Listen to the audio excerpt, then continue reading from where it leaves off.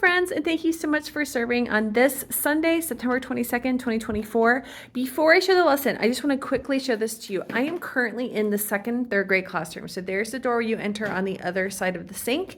Here are two cabinets that have lived in this room. It was up before the wall went up. It was all in the one big room. These two cabinets house all of our extra materials. So if you are teaching second, third grade, or the fourth and fifth grade class and you need scissors, they are here because some of those scissors are very large. I don't want to keep them out in the open. But also for any grade levels, this is where we keep extra material. So the top shelf is teacher supplies, teacher size scissors, tape, stapler, highlighters, Sharpies, Ziploc bags in case if they need to carry something home in. Below that is stuff that is specific to our second and third grade and fourth and fifth grade groups, because kindergarten, first grade, you also have this in your classroom, just extra crayons. It's our old broken ones, extra pencils, markers, so that if they're working with their material bins that are already out in the classroom and something is broken or missing, you can grab it from here. Also, the scissors can be grabbed from here. Everything else that is in here is shared supplies. So all of our paint supplies, stamping, and then over in this one, you'll see scissors, you will see crayons, markers, glue sticks, pencil top erasers, not two separate words, colored pencils, paper, colored paper, some cotton balls, all of this kind of stuff. The bottom shelf is to be organized. The top shelf is teacher, classroom labels and those types of things. But basically, if you are teaching and you come in on a Sunday and I have missed something, like you're doing activity and you're like, oh man, Lindsay did not set out the colored pencils that we need. This is where you're going to look. And so but one of the reasons why you're coming in early before the kids get there is so that you can look through your lesson plan and make sure that the materials that I have set out for you are there. If something is missing, this is where you're going to come to get those missing materials. So I just wanted to share that quickly so that from now on, if you realize you're missing material, this is where you're going to come and look for it. The bottom is a myriad of everything. I am going to get some pretty display things to put down in there to make it all nice. It's all of the other things that you can imagine that we use in kids ministry.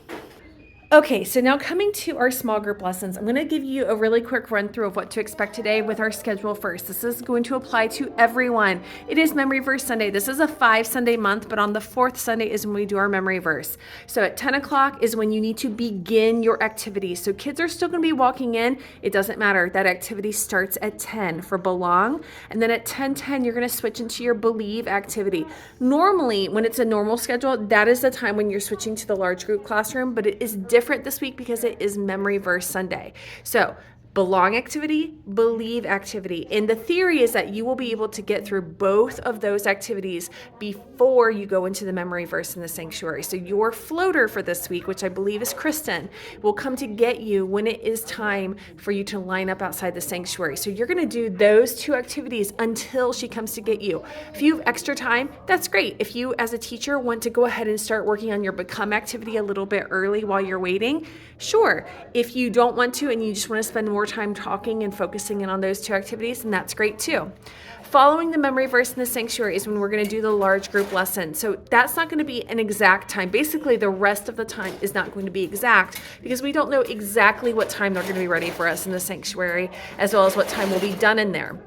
So after the memory verse in the sanctuary, I believe Pastor Matt this month is doing a short kids lesson with them, and then they will exit to the large group lesson in the large group lesson classroom, which is also the home of our kindergarten and first grade small group. So you'll have your large group lesson there. That will take about 30 minutes, and then around 11-ish, you will return to your small group area. So that is where you will do your become activity, and then small group wrap up and discipleship discussion as usual. So the order is the same. The activities aren't switching order. What is switching is staying with your small group for longer because of it being a memory verse Sunday. Now, we talked about this during training on Sunday. If you as a teacher have studied your activities and you're kind of reading the room of what your kids are ready for and you want to switch the order of it, that's fine. I do recommend doing believe before memory verse because believe is almost always a practice of our memory verse. And so you want them to have that practice right before you go in the sanctuary.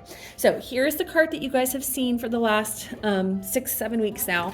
And inside of it, Top shelf is your lesson plans, followed by your take-home sheets. Make sure those go home with kids at the end. So if you are teaching kindergarten and first grade small group, or second and third grade small group, you have the same activities. So your Believe activity, remember your timing is also on your lesson plan, 10 to 10, 10.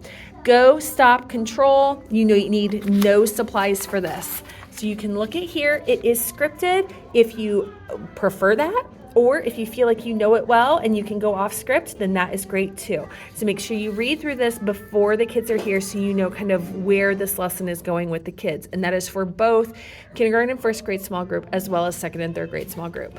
Then also, I wanted to point this out because I've been asked it a couple times. They are marked at the top for which one they are. So the names are on there as well as the color coding, and it says it in the corner. So it says belong and it's color coded blue, which matches the blue, and I accidentally covered up the word belong, and I apologize for that. So the next activity that you're gonna do before you go into the sanctuary is Believe, and it is like a light orange, and we're doing voice control. So it has the goal, how long it should take, and the supplies needed. So when you flip it over, I apologize, let me flip it over. You see this is also light orange. It says Believe, and it has the title Voice Control. So the prep is, now I'm not writing this ahead of time, so you will write this on your dry erase board ahead of time. I would recommend writing it just kind of small in the corner. You make this key, or you could just tell them this out loud. So what they're gonna do is they're gonna use a dice, which is already in there. So if you look in your Believe, so belong is empty because it needed 0 materials. Believe needed a dice. So here is your dice. That's the only material that you need aside from if you want to write that code, the key on the board. And so they're just practicing their memory verse using silly voices. It's a good way for kids to practice memorization, is to practice it over and over again, and using those different voices helps them to not get bored while they're doing that practice. So then large group activity, and then when you come back, you're gonna do this first, your Become activity, which is God's plan. It is a light purple. So when you flip, you're gonna flip past the other activities, and on the back of this page, we see in purple, it says Become, God's plan.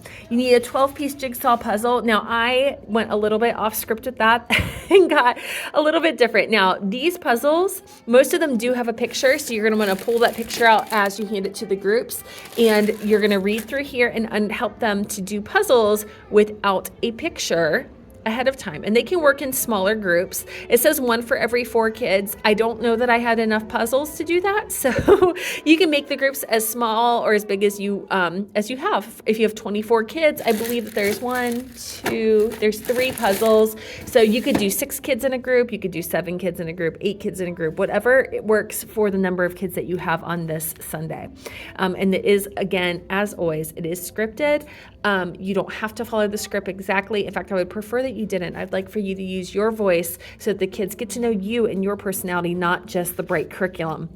But in order to do that well, you need to have looked at this beforehand. So then after that, we have our small group wrap up, which is always yellow. So after you do Become, you're going to do this second after the large group. Wrap up is here. This is where you answer that me question that during large group, they're going to set the he, me, we questions. They answer the he and the we in large group. And then when you're back with your small group, you're going to answer the me. Set a challenge for the week, pray together, say your goodbyes. And then as they're starting to dismiss, do your discipleship discussion. What does it mean for followers of Jesus, as in during the plagues, time of the plagues? And what about anxiety? So put themselves in the shoes of those people who were experiencing the plagues. They were probably feeling very anxious. How does that apply to our lives today? When do we feel anxiety? What does that feel like? How do we turn to God when we have those feelings? And so kindergarten, first grade, these are what you are doing today. So I am going to switch over to 4th and 5th grade now. So if you are a small group teacher for kindergarten, first grade, or 2nd and 3rd grade, and you are not teaching large group, now is a good time to turn off the video because you are done, unless if you're curious to know what the other groups are doing. All right, so this next section is for my 4th and 5th grade small group teachers. Again, if you are kindergarten, 1st, 2nd, 3rd grade, the video portion for what you are actually teaching is over, unless if you're also teaching large group. So 4th and 5th grade small group, this is what it's going to look like. Hopefully you heard the piece before, which is about color coding. That should help give you a guide for where the pages are. It'll go blue, orange, purple, yellow, then green. That's why there's an arrow to the bottom. I love the discipleship discussion. I do think it's important, but I also think that it's something that can be worked into other parts, including dismissal time. So, same as the other group, you're going to do belong and believe before you go into the sanctuary to do memory verse Sunday. So the belong is, could you control it? You need 0 supplies, so that bucket is empty for you. So could you control it is here. As always, it is scripted if you would prefer it, but I would love it if you take the time to go through the lesson and you feel comfortable to use your voice, because the kids want to connect with you, not just the wording of the Bright curriculum. So that takes time, practice, if you feel uncomfortable with it. Some people just feel comfortable with it right away, but if you don't, that is fine too. Just do take the time to get to know the lesson and, give yourself time and grace in being able to do that with the kids. So following that, you do your believe activity. Again, color-coded the orange, marked believe in the corner. It is dice declarations. So this is practicing their memory verse using the dice, so you can follow the script to know the directions for what you're doing with that dice. If you look over here in your believe, you have 1 dice. So you're all set for that. Then following that, you're going to go to your to do the memory verse in the sanctuary as a group. Pastor Matt will be doing a short lesson with the kids and then going back to large group. But when you come back, the first thing you're going to do is your become activity. All the pieces, which involves jigsaw puzzles. I did put bigger than 24 piece. The goal is for them to not see the picture ahead of time. So most of these do have a picture. Just pull the picture out before you hand it to groups, and then group them based on how many kids you have and how many puzzles you have, so that you have even groups, and follow the script to do that activity together. Following that, you have wrap up. Same as always, you answer that he and we question together in large group. The me question is what you're using those small group activities to work through together. So you'll answer the me question, choose a challenge for the week, pray together, say goodbye, and then finally your discipleship discussion, which is the same as what I've already said for the kindergarten, first grade, and second and third grade, talking about anxiety, thinking about those people that experienced the plagues and how they must have been feeling very anxious, not knowing what was coming next, and how that affects us today. So 4th and 5th grade teachers, that is what you have coming up this week. If you choose to go upstairs following the large group lesson, your time is going to be very, very short. So honestly, on Memory Verse Sundays, I recommend that you just stay downstairs because there is very, very little time. But if you do go upstairs, make sure you take all the things that are listed on your schedule. Your iPad, your Bibles, the upstairs key, the lesson plans, and the materials. You won't need Believe because you have already done Believe, but you'll need any materials for Become, as well as your cell phone, so that you can know when the last song is beginning and it's time to return upstairs. Now I'm going to move on to the large group lesson. So if you are a large group teacher, keep on watching, or if you're just interested in knowing what large group is today, otherwise you are done with the video. All right, and now for my large group teachers. The timing on Memory Verse Sunday is always a little bit hard, but basically you guys are not going to be going into the sanctuary with the kids. The other teachers, the other 4, will be in the sanctuary with them, so you guys will have a good 10 to 15 minutes or so to kind of go through the large group roadmap together. So the parts are all the same. You're going to start with your welcome. We are skipping the intro video. I'm going to X that out on here.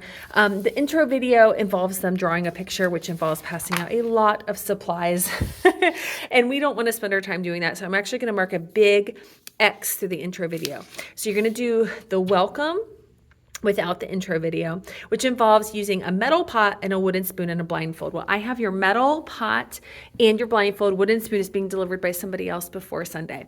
And you're going to introduce our he, we, and me questions for the day.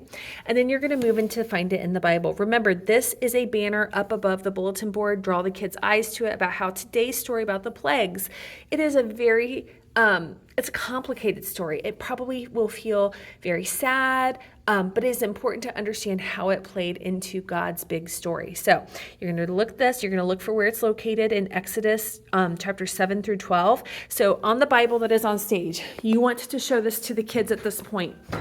And I already have it marked with Exodus. right here. So you can show them the beginning of Exodus.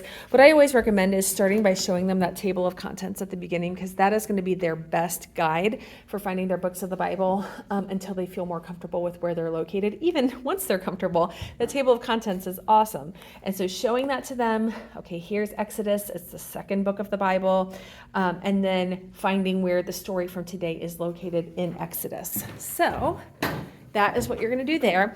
Our older kids might choose to just keep their Bibles open at that point and just, read in Exodus while you are going over the story together. So the first teacher will do the welcome and the find it in the Bible. Remember, do not show that intro video. We're not going to do the drawing part. Then comes the Bible teaching. So I'm not going to read all of it because it's a lot of script. You are reading directly from the Bible. It is written here for you.